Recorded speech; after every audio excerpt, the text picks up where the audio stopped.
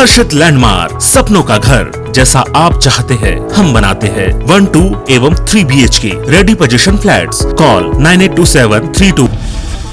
प्रधानमंत्री नरेंद्र मोदी अमेरिका दौरे पर हैं। पहले इवेंट में पीएम मोदी अमेरिका की टॉप कंपनियों के सीईओ से मुलाकात की और इस मीटिंग में क्वालकॉम के लिए सीईओ और क्रिस्टियानो आर ओमन भी मौजूद रहे। मोदी ने सबसे पहले क्वालकॉम के सीईओ क्रिस्टियानो आर आमोन से मुलाकात की। मोदी ने क्रिस्टियानो को भारत में मिलने वाले अवसरों के बारे में बताया और क्वालकॉम में सीईओ ने भारत के 5G सेक्टर समेत कई क्षेत्रों में मिलकर काम करने की इच्छा जाहिर की है। प्रधानमंत्री 24 सितंबर को यानी कल अमेरिकी राष्ट्रपति जो बाइडेन से वॉशिंगटन में मुलाकात करेंगे। इसके अलावा शुक्रवार को ही व्हाइट हाउस में क्वाड देशों के नेताओं की बैठक होगी। इसके बाद मोदी न्यूयॉर्क के लिए रवाना हो जाएंगे और 25 सितंबर को वह संयुक्त राष्ट्र महासभा के 76वें सत्र को संबोधित करेंगे। सरकार ने डोर टू डोर वैक्सीनेशन के लिए गाइडलाइंस भी जारी कर दी है। नीति आयोग के सदस्य डॉक्टर वीके पॉल ने इसकी जानकारी दी। उन्होंने कहा, हम उन लोगों के लिए घर पर टीकाकरण शुरू कर रहे हैं जो सेंटर पर जाने पर सक्षम नहीं है। केंद्रीय स्वास्थ्य सचिव राजेश भूषण ने बताया, लगातार 12वें हफ्ते विकाली और पॉजिटिव रेट में कमी आई है। ये 3 प्रदेश में रिकवरी रेट 97.8% हो गया। उन्होंने कहा कि कुछ राज्यों में वैक्सीनेशन पर जबरदस्त काम हुआ है। इसकी वजह से 18+ आबादी के 66% हिस्सों को कोरोना का कम से कम 1 डोज लग चुका है और 23% को दोनों डोज लग चुका है। सुप्रीम कोर्ट कोरोना वायरस से निपटने के लिए देश के लिए किए गए इंतजाम की तारीफ की और कोरोना में जान गंवाने वालों के परिजनों को मुआवजे के तौर पर 50,000 रुपए देने के फैसले पर कोर्ट ने खुशी जाहिर की। कोर्ट ने कहा कि केंद्र सरकार ने इस कदम से उन लोगों के परिजनों को थोड़ी सांत्वना मिलेगी और जिन्होंने अपनों को खो दिया है। जस्टिस MR शाह ने कहा कि हमारे देश में जनसंख्या, वैक्सीन पर खर्च, आर्थिक हालात और विपरीत परिस्थितियों को देखते हुए असाधारण कदम उठाए गए। उन्होंने कहा कि जो हमने किया वह दुनिया का कोई और देश नहीं कर पाया। हमें खुशी है कि पीड़ित व्यक्ति के आंसू पोंछने के लिए कुछ कदम उठाए गए हैं। पेगासस सॉफ्टवेयर के जरिए देश के जर्नलिस्ट, एक्टिविटी नेताओं और कई प्रमुख लोगों की कथित जासूसी के मामले की जांच के लिए सुप्रीम कोर्ट जल्दी विशेषज्ञ कमेटी गठित करने जा रहा। CJI NV रमन्ना ने कहा कि कोर्ट अगले हफ्ते इस बारे में आदेश जारी करेगा। हरियाणा के सोनीपत में एक बड़ा हादसा हो गया। यहाँ के एक स्कूल की छत गिर गई। बताया जा रहा है कि छत गिरने से करीब 25 छात्र छात्राओं को गंभीर चोटें आई हैं। घायलों को PGR और के रेफर किया गया है और हादसा सोनीपत के गन्नौर का है। असम के दरांग जिले के धौलपुर गोरुखुटी इलाके पर पुलिस और स्थानीय लोगों के बीच में झड़प हो गई और इस झड़प में कम से कम 2 प्रदर्शनकारी मारे गए हैं और कई अन्य घायल हो गए हैं। झड़प उस समय हुई जब सुरक्षा कर्मियों की एक टीम अवैध अतिक्रमणकारियों को हटाने के लिए गई थी। वहीं कांग्रेस सांसद राहुल गांधी ने इस घटना को लेकर ट्वीट करते हुए कहा, असम राज्य प्रायोजित आग पर है और मैं राज्य में अपने भाइयों और बहनों के साथ खड़ा हूं। भारत का कोई भी बच्चा इसे के लिए नहीं है। जम्मू कश्मीर के उरी के नजदीक रामपुर सेक्टर में आज सुरक्षा बलों को बड़ी कामयाबी मिली है। सुरक्षा बलों ने सीमा पार से घुसपैठ की कोशिश कर रहे 3 आतंकियों को मार गिराया है। इसके बाद बड़ी मात्रा में हथियार भी बरामद किया गया है।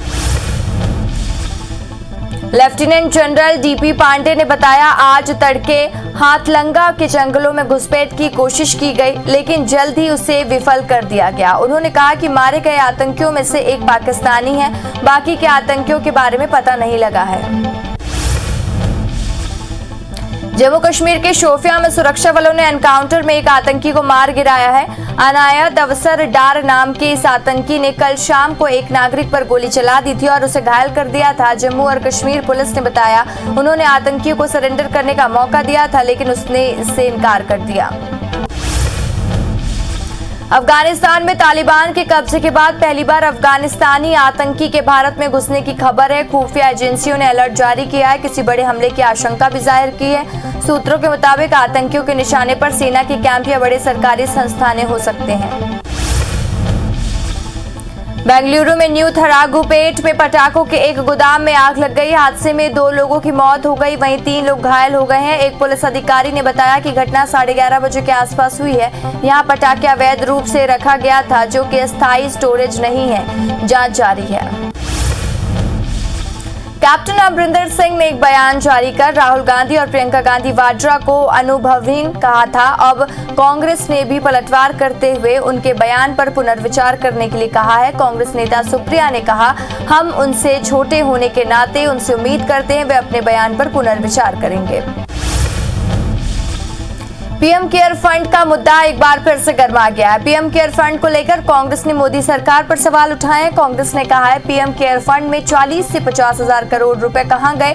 कांग्रेस नेता सुप्रिया श्रीनेत ने पूछा कि पीएम केयर फंड का क्या हो रहा है। पश्चिम बंगाल के सीएम ममता बनर्जी ने दावा किया है कि विधानसभा चुनाव अच्छा से होता है, जो बीजेपी 30 से भी नहीं जीत पाती और बीजेपी ने 50 सीट जबरदस्ती जीती है। किसी ने आशा नहीं किया था कि भवानीपुर में चुनावी सभा को संबोधित करते हुए ममता बनर्जी ने फिर मतदाताओं से अपील की, यदि उन्हें सीएम के रूप में देखना चाहते हैं तो उन्हें जरूर वोट दें। केंद्रीय गृह मंत्री अमित शाह 26 सितंबर को नक्सल प्रभावित राज्यों के मुख्यमंत्रियों की बैठक लेंगे। दिल्ली में होने वाली इस महत्वपूर्ण बैठक में मुख्यमंत्री भूपेश बघेल, मुख्य सचिव अमिताभ जैन, डीजीपी डीएम अवस्थी, गृह विभाग के अफसर भी शामिल होंगे। मुख्यमंत्री भूपेश बघेल वीडियो कॉन्फ्रेंसिंग के माध्यम से केंद्रीय ऊर्जा मंत्री आरके सिंह के साथ बैठक में शामिल हुए। मुख्यमंत्री ने केंद्रीय मंत्री सिंह से रिमांड और डिस्ट्रीब्यूशन सेक्टर स्कीम से राज्य सरकार लागू करने के संबंध में विस्तार से चर्चा की। केंद्रीय मंत्री ज्योतिरादित्य सिंधिया ने लापरवाही बरतते हुए अपना पहनना मास्क उतारकर पूर्व मंत्री अनूप मिश्रा को पहना दिया, जबकि कोविड गाइडलाइन के अनुसार यूज्ड मास्क का इस्तेमाल नहीं किया जा सकता। ज्योतिरादित्य सिंधिया का ये वीडियो काफी वायरल हो रहा है। इसको लेकर कांग्रेस के प्रवक्ता के मिश्रा ने ट्वीट कर निशाना साधा है। स्वदेश दर्शन के अंतर्गत चिन्हित रामायण सर्किट पर भगवान राम के जीवन से जुड़े स्थलों के पर्यटनों के लिए IRCTC ने रामायण यात्रा निकालने की घोषणा की। इस यात्रा में छत्तीसगढ़ के संस्कृति मंत्री अमरजीत भगत ने नाराजगी जाहिर की है। संस्कृति मंत्री का आरोप है कि केंद्र सरकार इस मामले में भी राजनीति कर रही है। छत्तीसगढ़ को इस यात्रा से नहीं जोड़ा गया है। पन्ना जिले के पवई में 12वीं की छात्रा पर एसिड अटैक के मामले में प्रदेश की सियासत गरमा गई है। पूर्व मुख्यमंत्री कमलनाथ ने बयान जारी कर सरकार को निशाने पर लिया है। उन्होंने सवाल उठाया कि शिवराज सरकार में मध्य प्रदेश में क्या हो रहा है। बहन भाइयां और बहन बेटियां कहीं भी सुरक्षित नहीं है। इधर गृह मंत्री नरोत्तम मिश्रा ने घटना को हृदय से विदारक बताया है। परिवहन मंत्री गोविंद सिंह राजपूत एक दिवसीय दौरे पर शिवपुरी पहुंचे, जहां वो कई स्थानीय कार्यक्रमों में शामिल हुए। इसके बाद उन्होंने भाजपा कार्यालय पहुंचकर कार्यकर्ताओं से मुलाकात की और कार्यकर्ताओं के साथ अपने चुनावी अनुभव भी साझा किए। बदलापुर की पॉलिटिक्स पर गृह मंत्री नरोत्तम मिश्रा का बयान सामने आया। नरोत्तम मिश्रा ने कहा, मध्य प्रदेश में बदलापुर की राजनीति कांग्रेस ने की थी। कांग्रेस सरकार में मेरे स्पॉट पर ही 18 कर्मचारी जेल होकर आए हैं। नरोत्तम मिश्रा ने कहा कि अधिकारी से बदतमीजी करने वाले बख्शे नहीं जाएंगे, चाहे वो कोई भी दल का हो। बिलासपुर के कांग्रेस विधायक शैलेश पांडे के खिलाफ 6 साल के निष्कासन का प्रस्ताव पारित हो गया है। बिलासपुर के कांग्रेस शहर उपाध्यक्ष राजकुमार तिवारी ने प्रस्ताव दिया, जिसे शहर कांग्रेस कार्यकारिणी ने सर्वसम्मति से पारित किया है। अब ये प्रस्ताव आगे की कार्रवाई के लिए प्रदेश कांग्रेस कमेटी के अनुशासन समिति को भेजा जाएगा। प्रदेश कांग्रेस अध्यक्ष बनने के बाद पहली बार मोहन मरकाम मनेंद्रगढ़ और बैकुंठपुर के दौरे पर पहुंचे। इस दौरान कांग्रेस पदाधिकारियों और कार्यकर्ताओं ने उनका स्वागत किया। इसके बाद उन्होंने जिला मुख्यालय में पदाधिकारियों और कार्यकर्ताओं की बैठक ली। उन्होंने संगठन को मजबूत करने और आगामी चुनाव की तैयारी पर चर्चा की। ग्वालियर में केंद्रीय मंत्री ज्योतिरादित्य सिंधिया ने रोड शो के खिलाफ दायर याचिका पर जबलपुर हाईकोर्ट ने अर्जेंट हायरिंग की अर्जी मंजूर कर ली है। हाईकोर्ट ने चीफ जस्टिस की डिवीजन बेंच कल इस मामले पर सुनवाई करेगी। कोर्ट में यह याचिका ग्वालियर के डूंगर सिंह ने दायर की थी। भिलाई इस्पात केंद्र के अधिकारियों की प्रतिनिधि संस्था ऑफिसर्स एसोसिएशन का 24 सितंबर को चुनाव होने वाला, जिसे लेकर अब सियासी पारा चढ़ गया है। उपलब्धि और लंबित मुद्दे को लेकर आरोप प्रत्यारोप के दौर के बीच प्रत्याशियों ने प्रचार में अपनी पूरी ताकत झोंक दी है। बीजेपी पीएम मोदी के 71वें जन्मदिन को सेवा ही समर्पण दिवस के तौर पर मना रही है, जिसके तहत हर दिन प्रदेश में अलग अलग आयोजन किए जा रहे हैं। इसी कड़ी में भोपाल समेत पूरे प्रदेश में निःशुल्क चिकित्सा शिविरों का आयोजन किया गया, जिसमें डॉक्टर्स ने निःशुल्क जांच की और दवा का वितरण किया। रायगढ़ जिले के पैसौर ब्लॉक पे कई गांवों पर अधिक बिजली बिल ने ग्रामीणों की परेशानी बढ़ा दी है। गांव में एकल बत्ती कनेक्शन उपभोक्ताओं के बिजली बिल 70 से 80 हजार रुपए आए हैं। कई ग्रामीणों के घर में टीवी और पंखे तक नहीं है, लेकिन बावजूद इसके हजारों में बिजली बिल आने से ग्रामीणों में आक्रोश है। ग्रामीणों ने जिला कलेक्ट्रेट और CSEB में इसकी शिकायत की है। सम्राट मिहिर भोज की प्रतिमा के नीचे गुर्जर लिखने को लेकर नाराज चल रहे क्षेत्रीय समाज के 500 से ज्यादा लोगों ने मुरैना में रैली निकाली और MS रोड पर चक्का जाम कर दिया। जाम की सूचना मिलते पुलिस बल और प्रशासन की टीम मौके पर पहुंची और समझाइश देकर जाम को खुलवाया। खंडवा में ब्राह्मण समाज की महिलाओं ने कलेक्ट्रेट पहुंचकर राष्ट्रपति के नाम कलेक्टर को ज्ञापन सौंपा। महिलाओं ने बताया कि जातिगत आरक्षण व्यवस्था होने के चलते उनके समाज के प्रतिभावना युवा शिक्षा और रोजगार के लिए दर दर भटक रहे हैं। योग्य होने के बावजूद वे आरक्षण की भेंट चढ़ जाते हैं।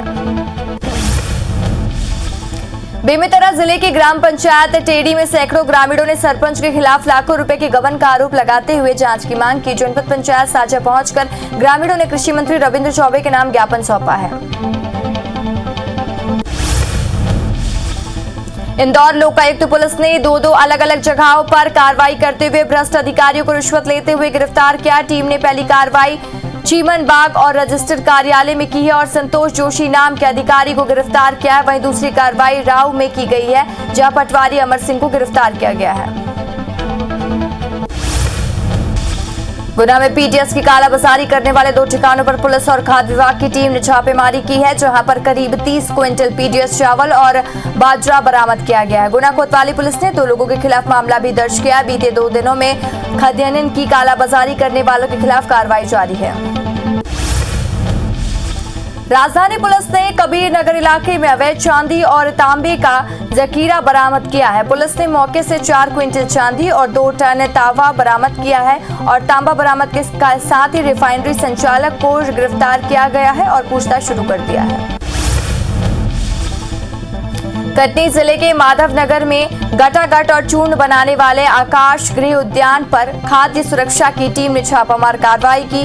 कार्रवाई के दौरान आसपास गंदगी का अंबार दिखा। अधिकारियों ने बताया कि सूचना पर उसके पुलिस मौके पर पहुंची तो गंदगी के बीच बने गटागट और चूर्ण का निर्माण हो रहा था। वहीं टीम ने सैंपल लेकर आगे की कार्रवाई करना शुरू कर दिया है। उज्जैन में खाद्य विभाग की टीम ने टोस्ट फैक्ट्री पर छापेमार कार्रवाई की, जहां अनियमितताएं पाए जाने पर फैक्ट्री को सील कर दिया गया है। खाद्य विभाग की टीम के मुताबिक फैक्ट्री में प्रतिबंधित खाद्य सामग्री और सैकरिंग का उपयोग किया जा रहा था, जिसके चलते फैक्ट्री का लाइसेंस निरस्त कर दिया जाएगा। भुइयां सॉफ्टवेयर में बदलाव के बाद से जिले भर में पटवारी ऑनलाइन भुइयां कार्यक्रम का बहिष्कार कर दिए हैं और इस मामले को लेकर बीते दिनों जिला पटवारी संघ ने मुंगेली कलेक्टर को अपनी परेशानियों से अवगत कराते हुए ज्ञापन भी सौंपा था। पटवारी संघ के जिलाध्यक्ष TRF ने बताया कि हाल में ही भुइयां के ऐप पर और सॉफ्टवेयर में तकनीकी बदलाव किया जाएगा। भोपाल के हताई खेड़ा में डैम में डूबने से 2 बच्चों की मौत हो गई है और दोनों बच्चे कल सुबह करीब 11 बजे से लापता थे। दोनों बच्चे पिपलानी थाना क्षेत्र के आनंद नगर के रहने वाले हैं। बताया जा रहा है कि दोनों बच्चे के अलावा एक अन्य बच्चा भी उनके साथ मौजूद था।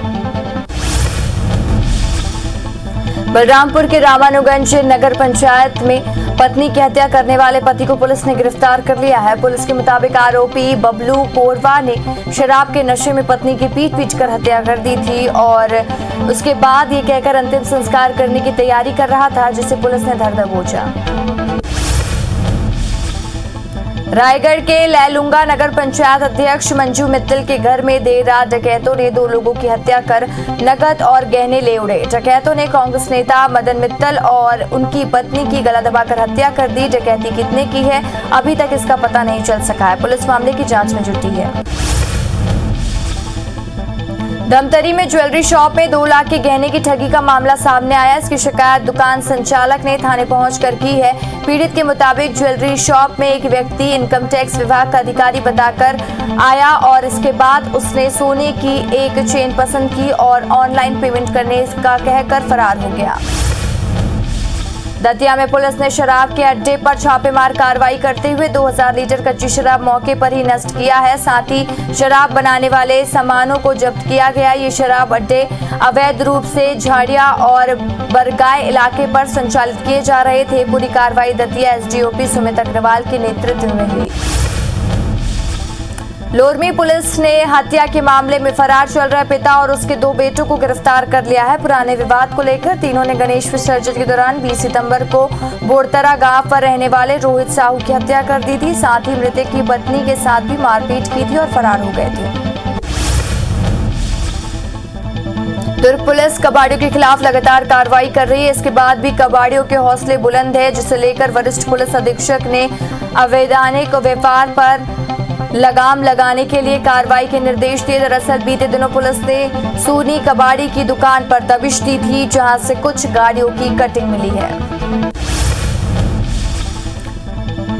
गोबरा नवापारा पुलिस ने महिला की आंख में मिर्च छिड़ककर लूट करने वाले आरोपी को गिरफ्तार कर लिया है। दरअसल पीड़िता नीराबाई अपने मकान पर निर्माण करवा रही थी, जहां आरोपी खोरबारा सेन काम कर रहा था। इसी बीच 22 सितंबर को आरोपी ने महिला की आंख में मिर्च पाउडर छिड़का और मंगलसूत्र लेकर फरार हो गया।